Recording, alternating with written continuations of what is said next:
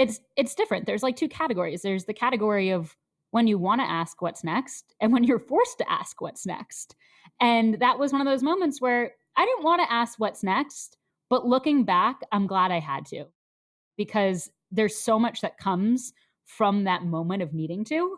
Welcome to Inside Out Career Design. In this show, we're obsessed with answering a single question. Is it possible to create an authentic, meaningful, and fulfilling life you love while building a successful and rewarding career? My name is Peter Axtell, and I'm here with Nicola Vetter. We're co-founders of the Whatsnext.com Career Insights platform and creators of the groundbreaking Motivation Finder assessment. Join us as we seek to transform suffering into joy for millions of people stuck and confused in their lives and careers.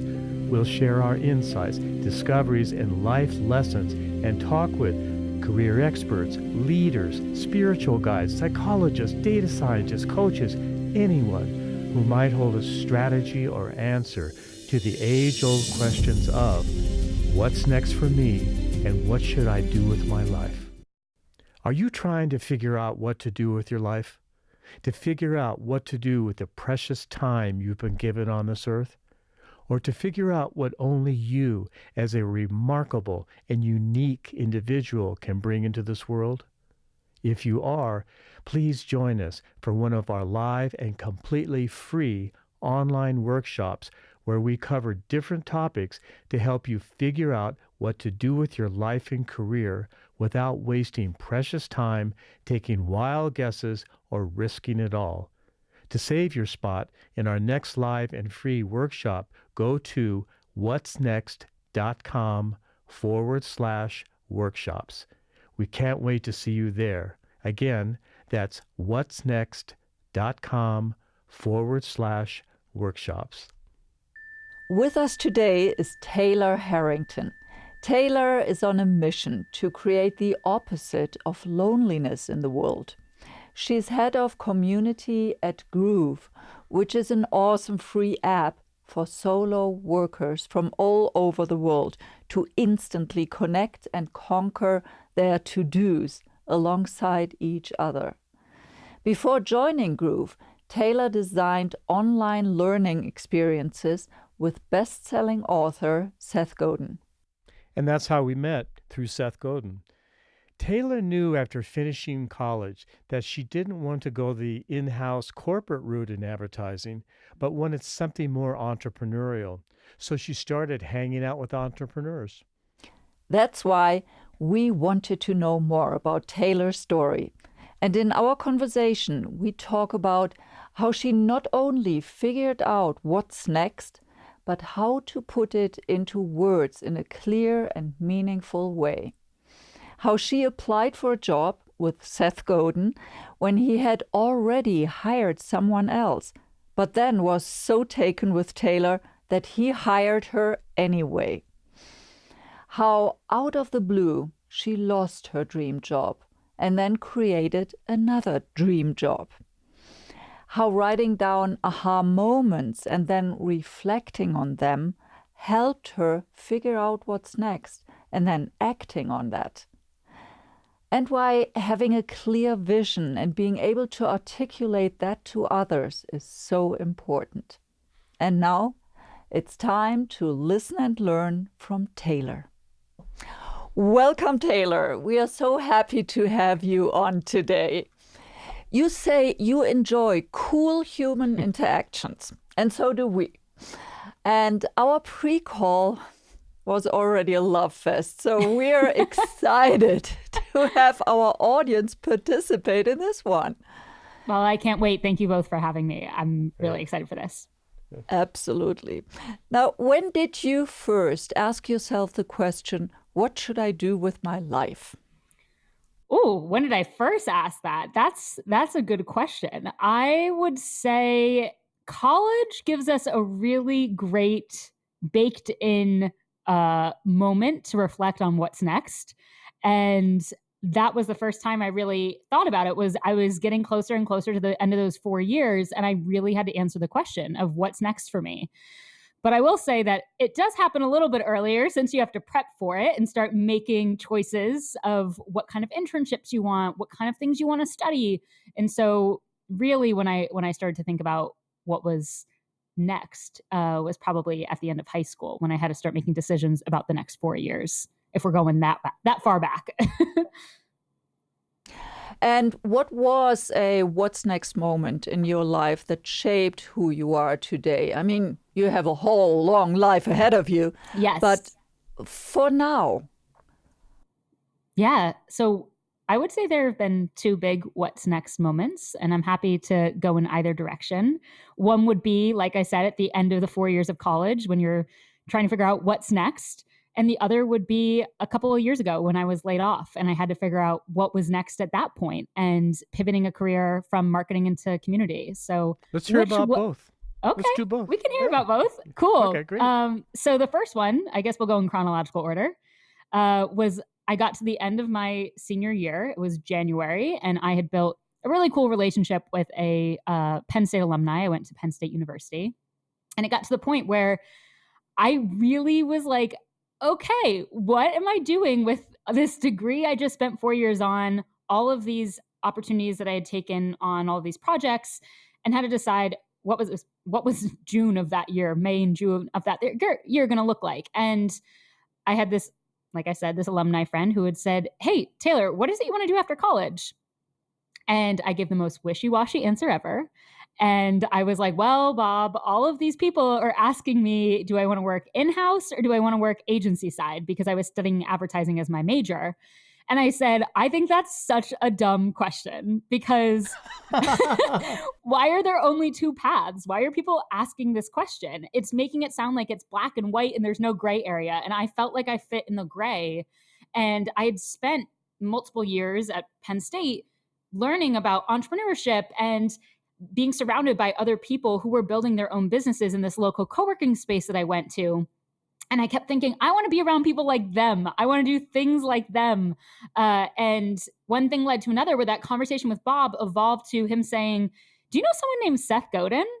And and it was after he had asked me that question a second time. He had said, like, Taylor, what is it you want to do after college? And I gave him the wishy-washy answer. And he had said, Taylor, what do you want to do after college?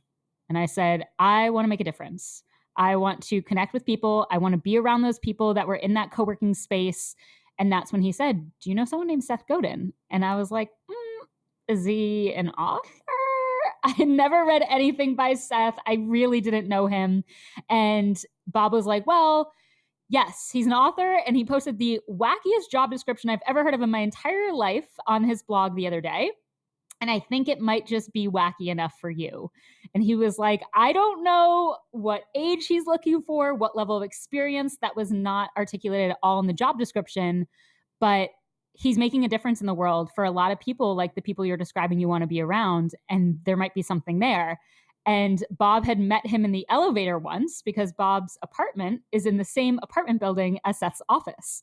And so he was like, if you're interested, check out the job description and I'll send him a note and say, hello, you should meet Taylor. And one thing led to another. And that's how I got that first job. And so that what next moment, I think, came a couple of times of, one, asking myself what's next after college, and then figuring out how to articulate that. And two, when you've got the wackiest job ever heard of in front of you that has no job title, no description, and is basically like, hi, we have a studio and we're making change happen. Do you want to be a part of it? That was also a moment of, do I say yes to this? Like, is this a hell yes, I have to do this? Or is this a hell no, this is crazy? And as a college senior, it felt pretty crazy, but I also was like, hell yes. And we started freelancing. I started freelancing with Seth while still in college, and then came on full-time after college. So that was my first what's next moment. It really reminds me when I was back in Germany years and years ago, and I was asked to work for the ZDF, the second largest German television station, public television station. And I was going to and fro with that guy who asked me. And the third time he asked, it was, okay, tell me yes or no. And I had no clue what was coming, and I just said yes. So it's kind of, and it turned out to be the most amazing job I ever did. I just have to point out, for those of us who know who Seth Godin is, my hair would be completely on fire. He said, Seth Godin wants me to come and hang out with him. He is so loved. And he is pretty famous in the world to a certain group of people. I learned that very quickly. Yeah. Yeah, yes, there are zillions of people that would just love to be in the proximity of Seth Godin. Yeah. I know my dad was opportunity. very excited as a marketing human. He was like, yeah, I know who that is. Okay, but our audience doesn't. So okay, can you Yes. just shortly explain a little bit about who he is? Yes. So Seth Godin is a best-selling author, one of the most caring humans and leaders that I know. He has famously come up with phrases that have truly started a whole new dictionary for people who have started reading his work. One of his common phrases is just ship it. And the idea is put your projects out there. So that's a great phrase that's repeated again and again. Linchpin is one of his most famous books. People talk about what is it like to be a linchpin, to be someone who is irreplaceable, who is building who is creating work and art that matters in the world. Purple Cow was another one of his famous books. He really has had such an incredible career in marketing and was one of the first internet humans that was buying domains and creating email as we know it, and has gone on to build really, really profound projects, making it accessible for people from all over the world to connect around marketing, the work that they're putting out there in the world, and connect with each other. And so one of his famous phrases that I love saying again and again is people like us do things like this. And he has really defined who are people like us. And it's people like the three of us. It's people who are building projects that they care about in the world, who are questioning the status quo, who are wondering how could things be better and how can I make a step towards that better and creating that life and making it a reality. And so Akimbo and Alt MBA are the Akimbo workshops were a collection of workshops that were all about coming together in this cohort-based learning. And Alt MBA was really the first cohort-based learning program of its type that brought people together for 31 days to go through a series of different prompts in community, talk through it, work through the hard stuff, and at the end of it, come out with a better insight about who they are and where they want to go. And the Akimbo workshops also did that, but with more niche audiences like freelancers in the freelancers workshop, the podcasting workshop, and things like that. So working with Seth, I got to work on a bunch of different projects. I wore a bunch of different hats. But really, it all started with Seth didn't have an Instagram presence. And my first real project as a college senior was I don't have an Instagram presence. I have an account, but I've got nothing on it pretty much. There were a couple of really, really old posts. And we went through the challenge of what would it be like for someone to show up really differently on Instagram in a way that felt so Seth. And that's where our work together began. And it continued from there to building other workshops. And we can talk all about that as well. But then also building a conference that I really believe changed the world for so many people. And also doing a lot of marketing, helping people come together, bringing those stories of alumni from those different workshops and raising them up and sharing them with the world so that other people could see the magic they can make inside of those workshops. And of course, helping Seth with the launch of the book, The Practice. Seth Godin is also one of the most generous, outwardly focused people I know, which is why we all love him so much, because it isn't about Seth. He's about lifting other people up, just being around him, just talking about him. Mm-hmm. I'm already just lit up. So Seth, if you ever hear this, just know that you are lighting up people all over the world by his state of being. It is about what he's doing, yes, but it is his state of being. That's his generosity and that outward focus is so inspiring. Wow. I totally agree. I think one of the biggest things that he does is he shows people what's possible. And it's through creating this container of allowing a bunch of people to come on in. And it's like, it's not him showing people what's possible. It's creating the container so that a bunch of people, the people like us, can show each other, hey, this is possible. This is a life you've been dreaming about, this project you've been dreaming of shipping. It's possible when you do it in community, and it's better when we do it together. So let's go ahead and do it. And Seth has created a career out of building those containers, whether it's through a book and helping you see yourself through that and really have those tangible takeaways that you can implement in your own life, whether it's creating masterminds before the Alt MBA was even built. And then, of course, beyond that and so many other things. But yeah, it's a posture that he's really created and lived by. Mm-hmm. And it's also how we met, because we are both Seth Godin Akimbo alumni as well. Okay, now tell us about the second. Oh, What's Next moment. The second one. So, yeah, it was. So it's funny. So like I said, I worked with Seth for about 2 years, and in the late fall of 2020, Seth decided to step away from Akimbo and Alt MBA and become more of an honorary chairman. So the company became a B Corp. It was under new ownership. And in the next couple of months, my role in projects had really changed because so many of them were Seth and I working together on things, building different projects. And anyways, out of what seemed like the blue to me, I found out through one phone call that they had decided to go in a different direction as a company under the new ownership and eliminate my role. And that was a big what's next moment. And I was shocked. When you're doing work that you really care about and you love and you see that you could be doing it forever and ever, it's really hard when you have that moment that you didn't want to ask what's next, but you had to. And I think that was something I reflected on a lot when I was listening to other folks on your podcast, including our friend Rick, talk about what's next. Is it's different. There's like two categories. There's the category of when you want to ask what's next and when you're forced to ask what's next.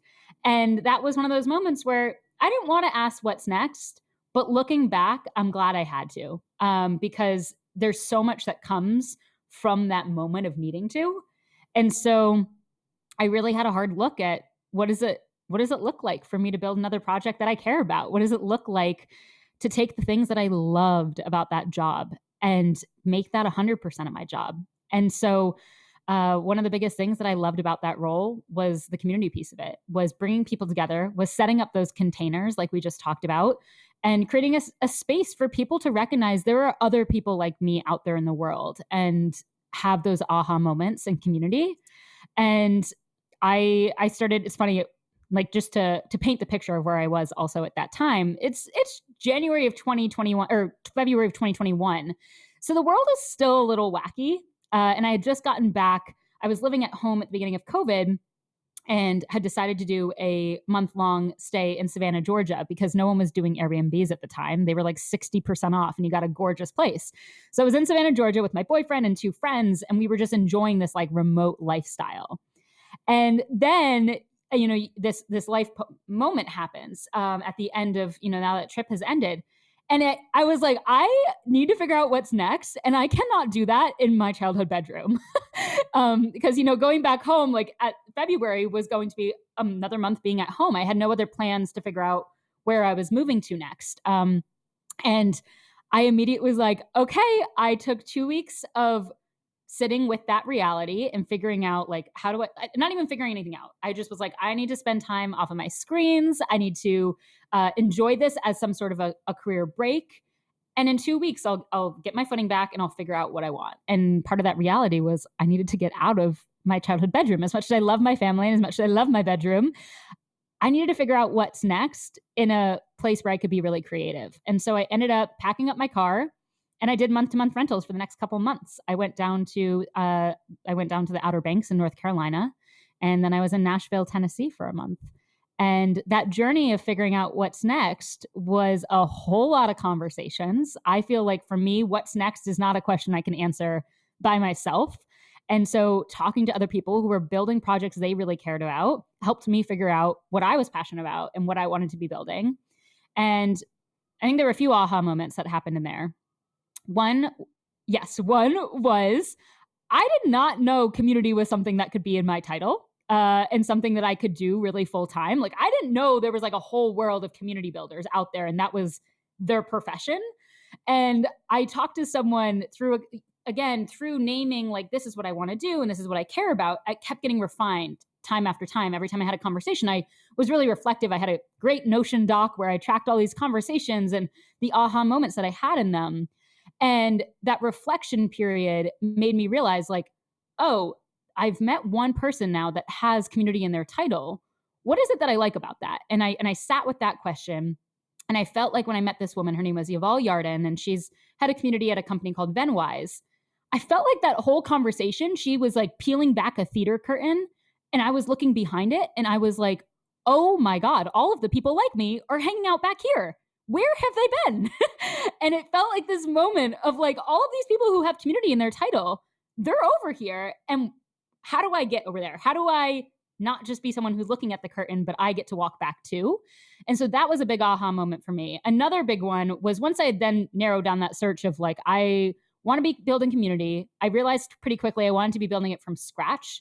I wanted to be able to build that container with intention and care from the start rather than jumping in when someone had already started building it. And one of the things was, on a more meta level, I care a lot about who I spend my time with. And I think that the three of us can all relate to that. We've spent time with such incredible humans in the alt MBA and akimbo world that those are the type of people I want to spend my time with, is people who are reminding me that the life that I want is possible, that the projects I want to ship are possible, that the level of care and love that I pour into my projects matters, and that the stuff that I'm creating matters. And so I want to be around people like that. And I was in a job interview where I would have been head of community of a small company that basically the short is people don't want to be there. Their boss had signed them up. And that in itself is a whole different challenge as a community leader. When you've got people who are not enrolled in the journey and they don't actually want to be there, and they're coming in with such resistance, and they aren't those people that I just mentioned. And that aha moment, I took myself out of the running for that role, even though I was pretty far into it, because I was like, I've had this moment that I realized that's not who I want to be spending my time with. And community members are going to be people I'm spending a lot of time with in this job. So that was a big moment for me too. And then the other thing, and I think this will probably be interesting, I'm sure many listeners can relate to this if they're asking that what's next question, or if they have in the past, is I don't know where I got this from, but it felt like a really powerful visual that I have stuck to. When I ended up finding the role at Groove, I was at a point where I had found it on a company called AngelList, which I think has now been renamed to like Wellfound, I think is the new name of the company. If you Google AngelList, I'm sure they'll redirect you. But it's a great website where you can find early stage startups that are looking for their first hires. And I knew that that's what I wanted. And again, through a lot of conversations and recognizing things about myself. And anyways, I had been in conversations with them, and it was like as if so let me say that also on AngelList, you can set up filters. So you get an email when certain things check certain boxes. And Groove's listing for head of community came in, and I read the email and I thought, oh my God, if I could have written a job description, this would have been it. Like, this is everything listed out, except it was fully remote. And the two co-founders, who would have been my first teammates at the time, were living in Israel, which was hours and hours away. And I was like, oof, I'm in the East Coast at this point in the US. So I'm like, I don't know what that experience is going to be like, but I'm a big in-person person. And working remotely was really difficult. And the experience of being in the office with Seth and that team was incredible. I was like, I don't know if I can do this. But then there was another job, and there was one other option. And so this visual, like I said, that I was hanging on to was, it felt like I was on a train platform, and the Groove train was here. And at that point, I had had a job offer from Groove. And there was another train that I thought looked cool too. That one was in person. I would be working with one founder in New York City in a very cool space. And there were a few things about that job. One, it wasn't as fully baked. It would have been very, very early stages. And so I didn't have a good answer to who this was going to be for. And that was one thing that scared me. The other thing was they didn't have the funding yet to hire me. And so they weren't sure when it was going to come in, but it kept getting pushed back. And I was standing on this train platform, looking at the screen, being like, okay, this train was supposed to arrive by now. Like, I I really thought I was going to be in the situation where both trains were here and I could weigh both options at the same time. But I didn't have that luxury. And so I had to decide, do I hop on this train that looks pretty damn good, but scares the shit out of me that these people are on the other side of the world and I don't know when I'm going to meet them in person? Or do I wait and see if this train arrives? And I decided to hop on the train. And I hopped on the Groove train and I went with it. And, two things. One, it's hilarious that like now looking back 2 years later, like I just spent 8 days in Israel with the two co-founders and the third co-founder that came on later. And we've had many in-person experiences. One of the co-founders, the CEO, Josh, he also moved to the US. So now we see each other. He lives in Virginia in the Blue Ridge Mountains, which is just hilarious that like 2 years ago, I thought this man was going to be in Israel forever. And we also have other teammates around the world. And so it's just this really, really interesting experience to like have that one debunked, but also become more comfortable with it. It also was interesting because at the end of the day, what we were building with Groove, this app where you could connect with people from all over the world and co-work together and get to know each other. Like ultimately, the pain point I was feeling was what I was solving for by building this thing. So it also was like, oh, I could connect to that. And then the third thing being that,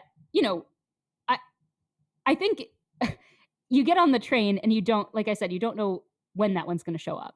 And what's funny is that one never showed up.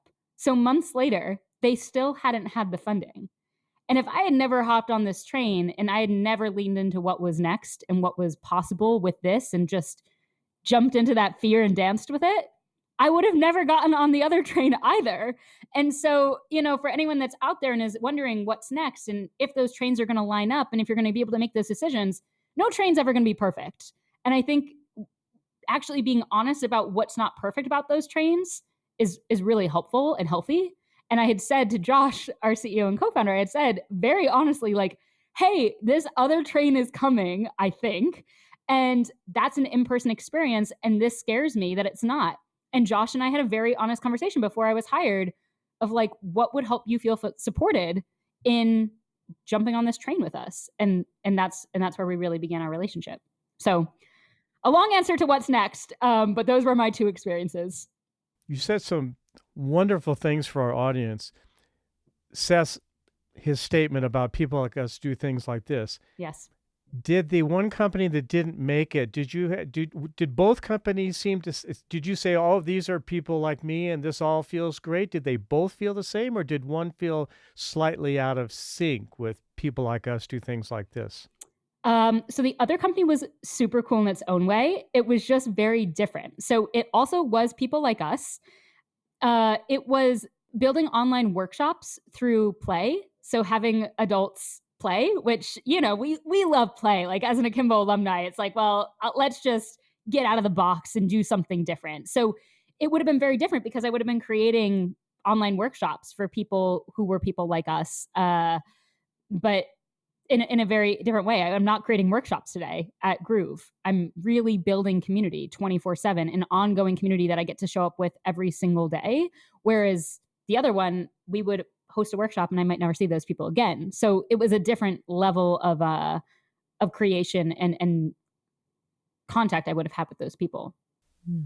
I would like to have you speak a little bit about Groove so our audience knows what it really is. And you're saying it's worldwide. So please elaborate on that. Yeah, for sure. So it's funny. Like I said, we just gathered together in person.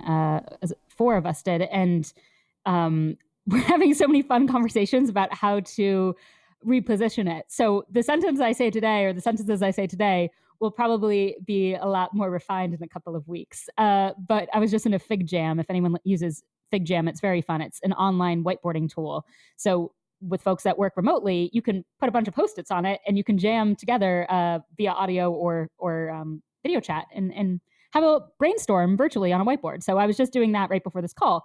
But Groove is a social app where you can meet people like that have taken that leap into doing things differently. They're building their own businesses. They've got projects they care about.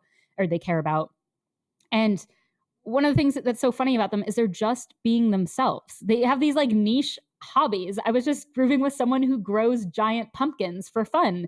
And I was like, that is so cool. I love that. Like, I love that that is so you and you're just doing you. Like, there's something so magical around being around people who are building projects they care about, but also that are just building these lives that are so them. And that's who it's for. And so you hop on the app and you can be a part of our 50-minute co-working sessions. So whatever it is in that crazy life that you're building that you need to get done, you can conquer it in a 50-minute session with 1 to 3 other people from around the world who are also paving those wavy paths.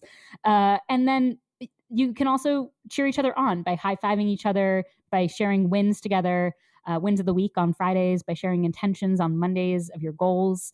So we're building out some new features right now, and you'll see a brand new website pretty soon with some new copy. But it's we're definitely in a moment of redefining who we are. All right. Fantastic. Is there anything? But this is for entrepreneurs. Yeah, people who are starting their own businesses, and work by themselves and are working solo from home and, are missing that connection. I think one of the things that's so interesting is when you pave that path of being an independent, it often feels like it's coming at the cost of having cool people around you and the cost of community. And we're basically saying it doesn't. You can still have that, and it's free, and you can meet those people by the click of a button by hopping into a session together.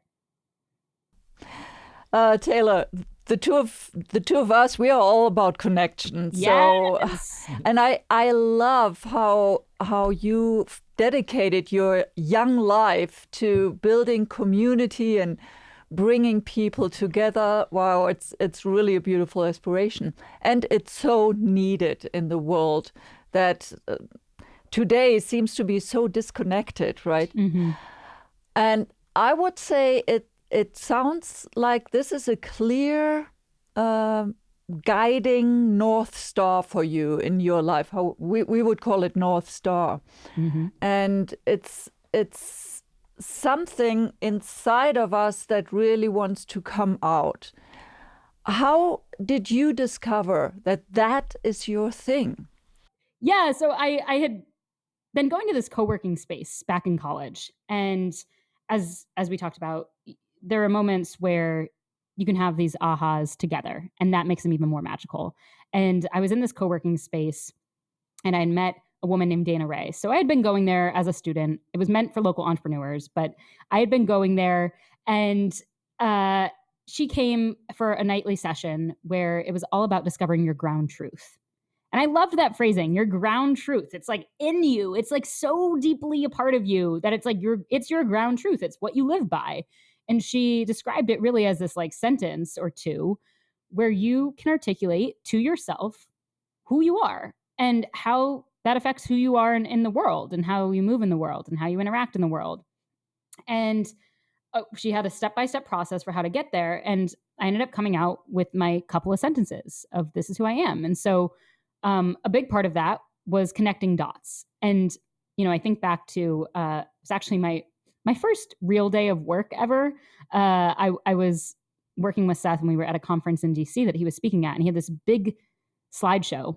And he's very famous for his slideshows not having a lot of words and many visuals. And he has many, many slides. You go through like boom, boom, boom, like there's so many slides, and there's always something to look at and think about differently.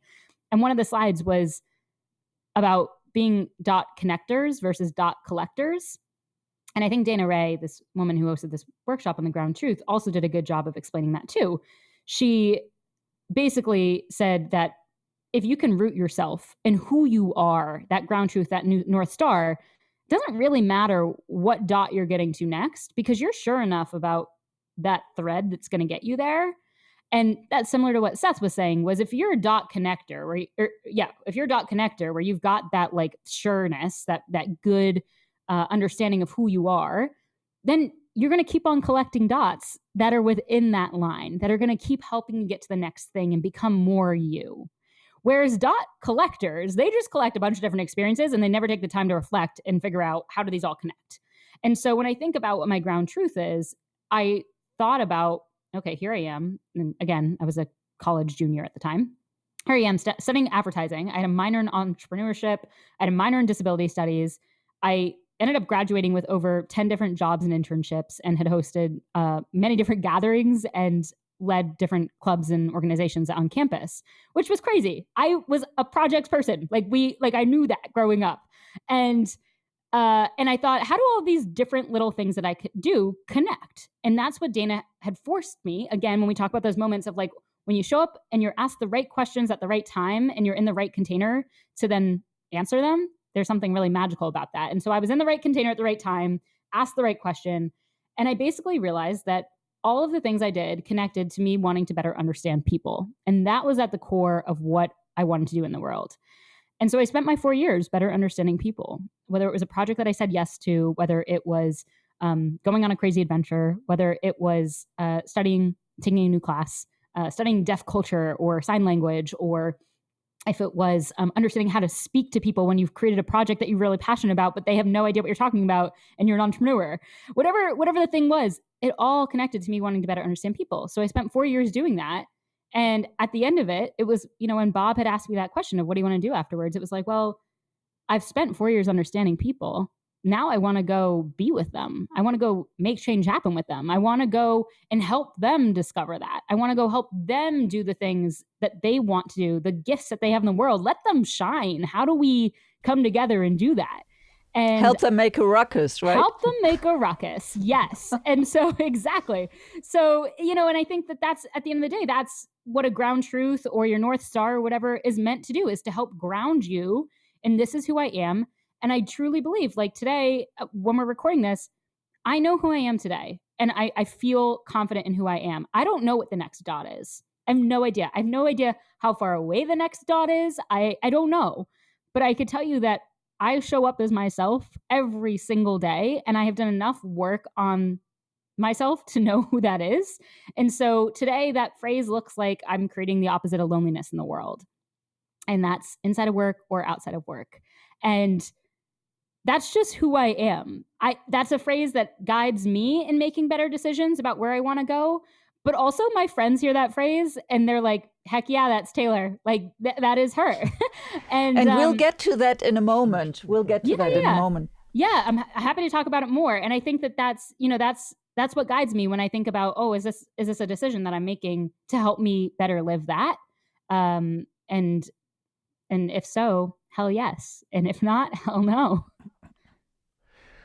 I just want to restate that again, just so I internalize it. This idea of a ground truth, which has this center and has some gravity and some weight to it, and then this idea that you don't know where the next dot is going to get connected, but you do have this center place, so you're not just out there floating around everywhere. You have this a beautiful image. I love that.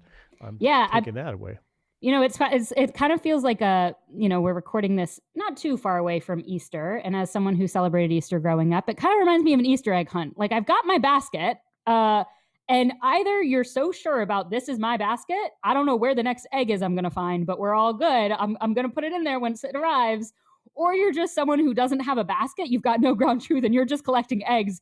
And at some point, all those eggs aren't going to fit into your hands. So what are you going to do then? And you're going to probably need to go find a basket. And so if you can preemptively go and build that basket and figure out what that basket means to you, you're going to be better in the long run, I think.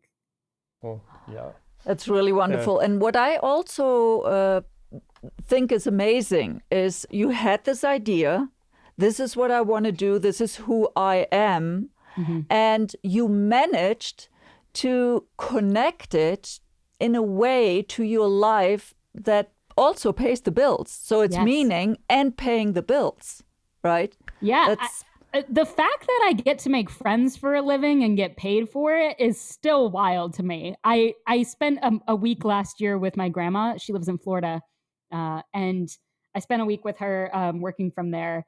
And she would listen to some of my calls and the calls that I would have with groovers and our community members, and would be like, how do you get paid to just be their friends and help them become friends with each other? That is wild. And I was like, I'm still shocked myself. Like, how is this a job? But I think that being able to figure out what is that thing that, like, how do you bring your magic into the world? And I'm really grateful that at age 26, I somehow found that really early on back when I was in college, and have been able to make more decisions in line with that. And of course, it's going to change. Your ground truth, your North Star, it's true to who I am today, and it's going to evolve. I'm going to become more myself over the time. But I think that having a way to articulate it helps you get to the next thing. And I actually was reflecting earlier, as I mentioned, that let's go back to that conversation I had with Bob back in my senior year of college. When I got on that first call with Seth, it was quite a funny call. But at first, two things that came from it that I thought are great lessons. One is I got on and I very quickly started to rattle through, like, this is who I am. And like, these are all the things that I work on and blah, blah, blah. And Seth just said, Taylor, let's just pause for a moment. Act as if I'm already sold. Tell me your story as if I'm already 100% sold on hiring you. And it was a really interesting way to take a deep breath and approach a conversation that typically could be quite, I don't want to say the word performative, but it's something like that, of like trying to like wrap up all of these, like, oh my gosh, there's all of these dots I've collected. And like, how do I like explain them all to him? And I've connected them. And he gave me permission to just take a breath and talk to him like a human and tell my story like I would a friend. And that was a really cool lesson. And the other one was, he had said at the end of the 5 minutes, it was kind of funny. He was like, oh, it's funny, Taylor. Actually, I hired someone last week for that job that you applied for. I was like, what am I doing? what am I doing on this call? And so he was like, so I got on this call and I had no intention of hiring you, but now I can't not imagine trying to work together. Like, let's see what we can make happen. And so that's how we started the freelancing projects. And one of the things that Seth told me about that decision was I didn't make enough of an impact in 5 minutes for him to say that. But what I had done is I had been me for 4 years, that guy, Bob, that had seen me from a distance, becoming more and more myself over 4 years and being able to articulate that to Seth, that I was someone who was living that ground truth, even if I didn't have the words for it at the time, but I was being so me that it just, over time, that pays off. That means something. And if you can figure out the words to articulate that, that's what helps people recognize is your gift in the world. And so even though I didn't have the words for it that I do today, I do think that showing up again and again as yourself and being that full authentic self, it pays off in ways that you would never expect. You're an example. You just kept showing up. You just kept showing up. You just kept showing up. You didn't try and figure this out all by yourself in your own head. You placed yourself in places where opportunity could happen. And I totally agree with you. We talked to somebody yesterday who used to work in HR, and they talk about the performative thing where you walk in like a robot and the HR people are you suddenly forget your personality. It's like this weird moment. It's just, and he says, what we want a real person to show up. It's a beautiful example. But kudos to you, and lessons for everybody listening to this, that placing yourself, even if you're uncomfortable placing yourself, maybe you're not as extroverted as you are, but placing yourself in those situations and just working on being more and more and more yourself is also developing your reputation. Yes. We know that Taylor Harrington, when she shows up, I just get chills thinking about you. Kudos to you. Oh my God, thank you. That, when she shows up, you're going to get the real Taylor Harrington. You're not going to get a performer. There's nobody trying to work it. She's just being who she is, and it's you that either works for you or it doesn't. It's a great lesson for people to show up and keep working on who you are, because a lot of people, I think, are asking, well, how do I figure out who I am?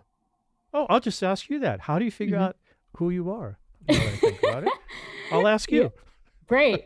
Well, it's one thing that you just made me think of too is, and let's go back to that question in a second. One thing you made me think of though is, like, if you're figuring that out, and maybe you've been living a life, I was just reading the book, The Second Mountain. And so it talks a lot about like how there's like this first mountain, and truly I was like skimming it because it was a great conversation that I was having with Josh, our coworker, and I want to go back and like dig back into it. But some people are climbing the first mountain in life, and the first mountain is like people who are like working that like traditional job 9 to 5, are looking like, I want to get to like this like next job title, I want to get to like this next place on the mountain. And it's like there's a a very interesting like me orientation of like, how do I get to the next measurable thing, the next number? And then people go through like this moment of like, whether it's pain or aha or whatever it is, celebration, but you get into the valley and then people will have a moment of deciding, do I get onto the second mountain? And the second mountain is where a lot of these groovers live, a lot of akimbo folks live, where they say, I've done the first mountain and now I want to go and help others. I want to go ahead and live a life that feels very me. I want to design it myself. I want to have flexible days. I want to make money doing the thing that I care about. How can I do that? And so they start climbing the second mountain.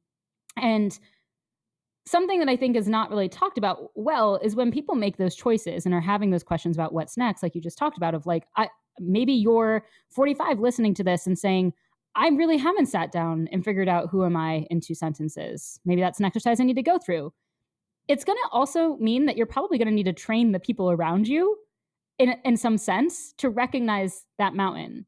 Because if you can't articulate the mountain, how are the people around you going to articulate it? It's the same way that people in a simple forum will say like, oh, don't email me. If you email me after 4 p.m., I'm not going to respond. And they train their friends, they train their coworkers, whoever it is that's going to email them, they train them. I'm not going to be responding. And I do think that there's a piece of that when you are going through this moment of redefining who you are and leaning into being more yourself in this second mountain or this season of life, if we don't want to call it a whole mountain, then remember that there's a communication piece of it that you need to communicate with the people around you who care about you. Hey, this is the journey that I'm going on, and I'm actively figuring it out. And you can run things by them as you're figuring out how you're defining who you are, because they know you. And then if you can share who you want to be, it's just going to be a deeper level of you. It's not going to be like a whole other person you're describing. So anyways, it's a long tangent, but it's just more to say, like, if you're going to that question of who you are, bring people along for the journey, because they're going to help you out as you figure it out yourself. Mm-hmm.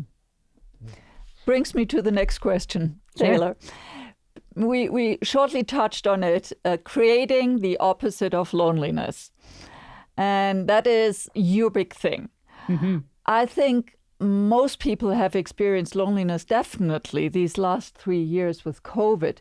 And in fact, I read a study that 15% of young men said that they have 0 close friends, which I think it's scary. Yeah. But especially also as an older adult, making new friends is quite hard. Mm-hmm. Now, since you've been obsessed with connection your whole life, what experiences, ideas, or tips can you share with our audience that could help them feel more connected and make those real connections that we are talking about? Yeah. Wow. Well, this is like me peeling back the curtain of my closet and showing you everything inside. Like, I love talking about this stuff. It's filled with ideas. Yeah. So I think, I'll give I think there's definitely different parts of the spectrum. Like Peter called out, like, I am totally an extrovert and I love connecting people for a living, and I love connecting people outside of my job. I was in Trader Joe's today and I had an incredible conversation with the employee. I'm going to talk to anyone that'll listen. I will ask them many questions. Like, we are going to just get deep and vulnerable quickly. Like, that's just like what I enjoy. Or we'll just have fun and it'll be like this light joy moment of delight. And so, there's a couple of different things here, but I think I'll try to stick to just a few. One is, be clear about what kind of people you want in your life right now, what types of connections. So one of the things that I think COVID stripped away from me a lot was what people call loose ties, the interactions with strangers, or the ones that become strangers and then like later become loose ties, people you see somewhat infrequently. Think about your favorite barista, or the doorman in your building, or someone who sits across from you at the coffee shop you go to a lot, or the person that walks in your neighborhood with their dog when you walk with your dog.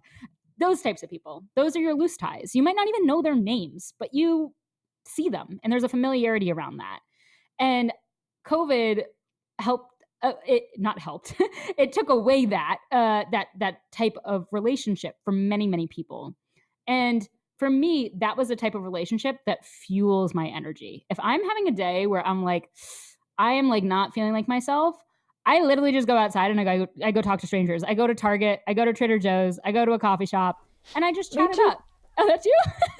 I Okay. do. So like it fills my cup. So I know that about myself. If you're listening to this and you're like, heck no, that is not me at all, then don't take the advice to like find, like, don't name that as the way that you're going to go and meet people and get interactions.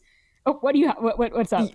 You know what I'm doing? I mean, it's crazy, but when I'm at Whole Foods, Yes. they now have established those machines, those checkout machines. I hate them. They never really work. I'm standing in the line, even if I only have a few things to buy, because I really like the interaction. And I think they are doing a total disservice to humanity by putting those machines in there.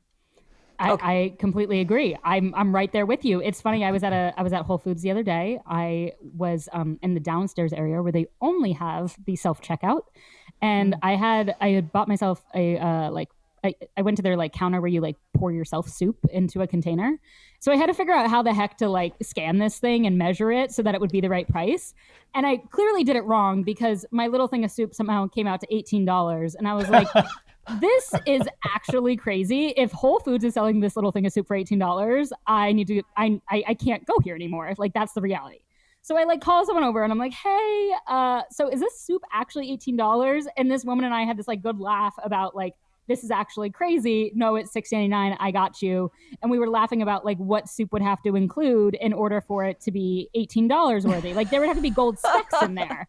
So we were just having this like really fun conversation. And so even in a moment when I had to use self-checkout, I'm like, where's the human and how can I talk to them?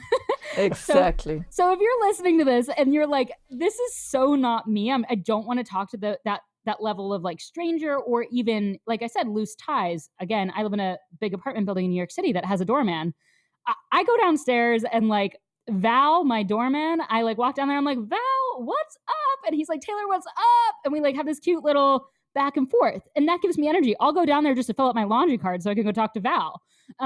So yeah, what I'm trying to say is if that's not going to fill your cup, don't put yourself on the hook to go and figure that out and to start having more of those connections. Figure out what actually is going to fill your cup. So another way to do that is by figuring out what types of relationships are you missing in your life. Another type of relationship that I'm missing in my life, was missing, I should say, is I love country music. I love live music, but country music, there's something about like the repeat of the song that by the end, you know the lyrics, even if you didn't know it before you showed up.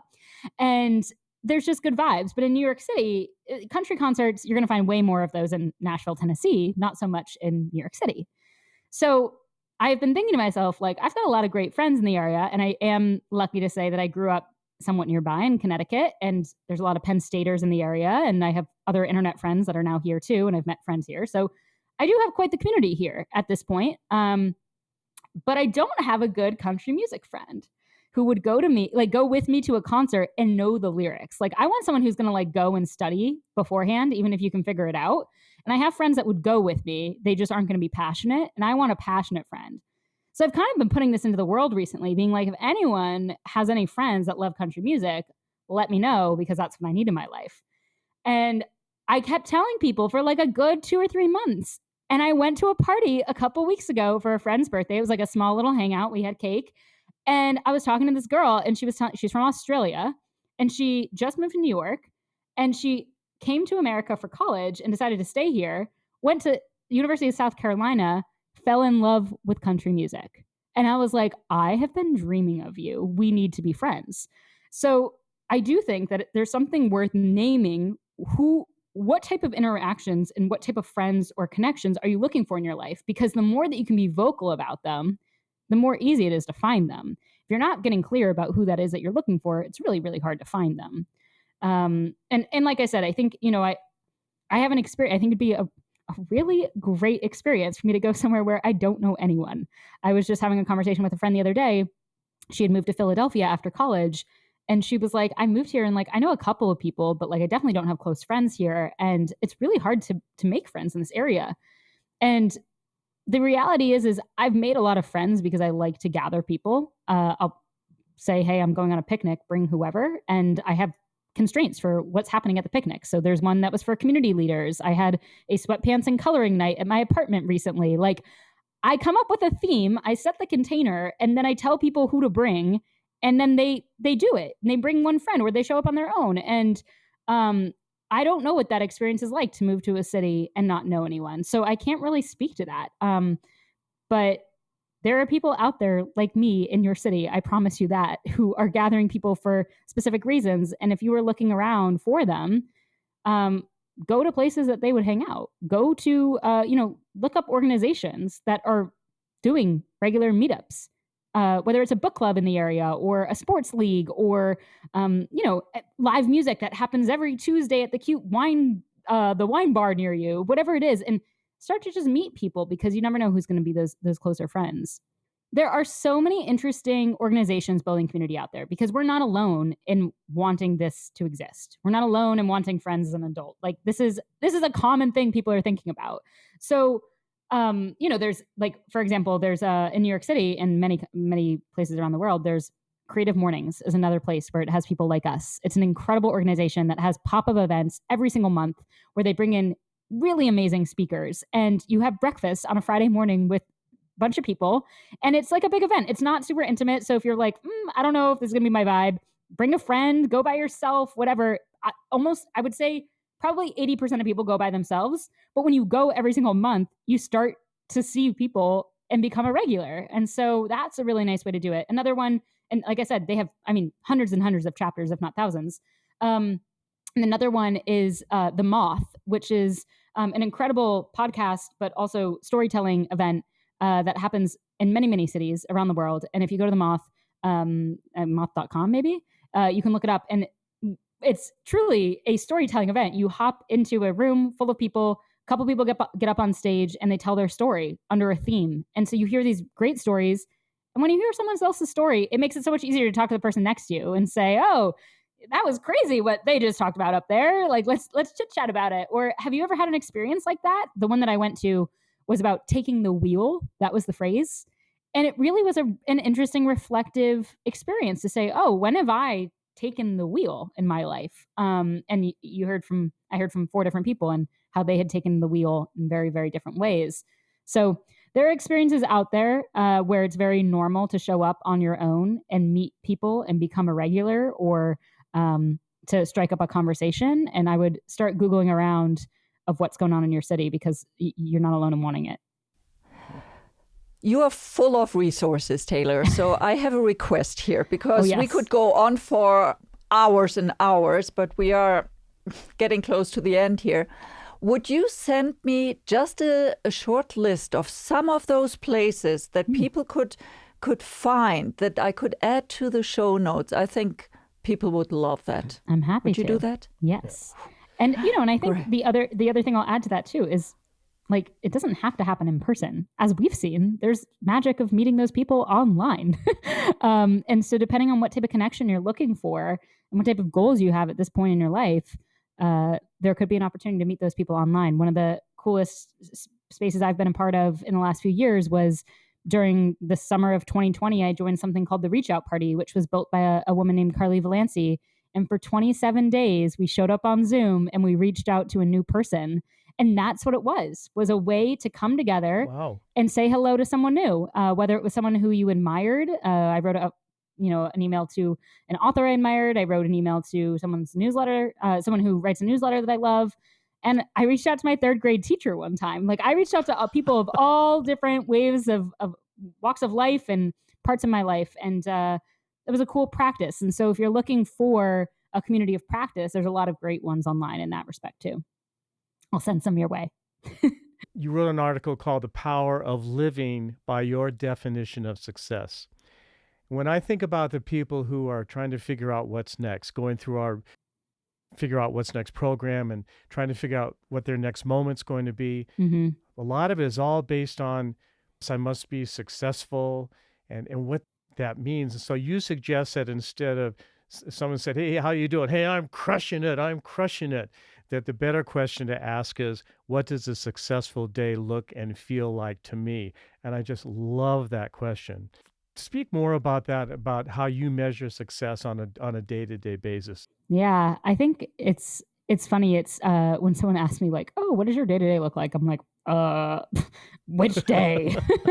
um, and I think that that's part of the magic of what does success look like is the success of today looks different than the success of tomorrow. And I was talking, like I said, we're really rebuilding how we brand Groove and how we talk about it in the world. And one of the things that came up in that conversation was what feels good, what feels like an energy gain versus an energy loss, and how do you balance those out. I had a coach, well, it was like a mentor once. I was part of a mentoring program, and her name's Heather, and Heather had said, think of it like the spoon theory. Are either of you familiar with the spoon theory? Okay, No. so I love this metaphor. It's so the idea, and there you can look up more of the background on it, but the idea is that everyone gets a certain amount of spoons every day. So let's say we have 10 spoons when we wake up. Well, throughout the day, we give and we get spoons depending on what gives us energy. And so when I think about what a successful day looks like, it looks like balancing out so that I still have enough spoons at the end of the day to still feel like myself. And so an example of a spoon is, and my friend Lauren always laughs because I use her as an example all the time because I think it's such a good one. Let's talk about a shower. So when you're in the shower, my friend Lauren, college roommate, we had one bathroom for 5 girls. And Lauren loved to take like a 50-minute long shower. It was very, very energizing for her. And she would get a spoon at the end of that shower. Meanwhile, I'm like in and out. I'm like a 4-minute gal. Like I'm like 3-4 minutes. I'm in, I'm out. I got what I need to do done. I'm here. So I don't give or get a spoon. Taking a shower isn't one that's I'm not giving or getting a spoon. And a different example is someone who has a physical disability.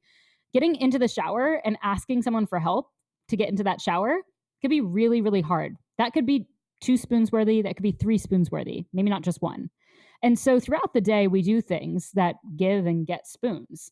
And I think that a successful day is being in tune with my spoons and where I'm at with it. And yesterday, like I had a pretty like intense work day. Like I said, we're doing this brand strategy stuff. It's been pretty intense. And so I was going to go to the grocery store and meal prep for the week. And I was like, I don't have enough spoons for that. And also to like battle the New York Trader Joe's at 6 p.m. on a Monday with every other person my age in the Murray Hill area. Like, no. So I decided to wake up early. And today I went at 8:30 and it was so pleasant. Everything was in stock. There was no one else there. I listened to one of your podcasts while I was inside of Trader Joe's. I was getting my spoons this morning in Trader Joe's. And so suddenly something that could have been giving away my spoons gave me my spoons today. And so finding pockets throughout the day to check in with yourself and see how your energy is doing.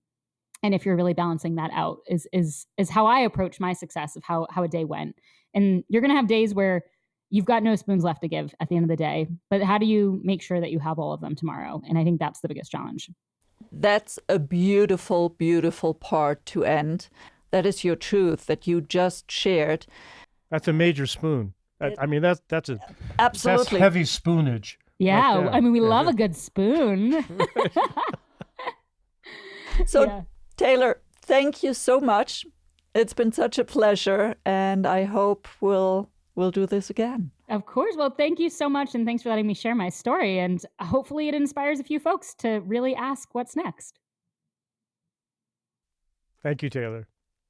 We had a blast with Taylor and hope you enjoyed this interview too. The biggest takeaway for me is the concept of one's ground truth. It's like a why, but somehow it feels more grounded, particularly the word truth as it applies to a person. In that respect, it's very much like the North Star that we teach.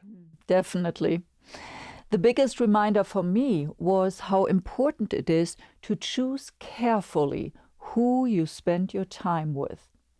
Choose the kind of people who remind you that the life you want is in fact possible. Wonderful.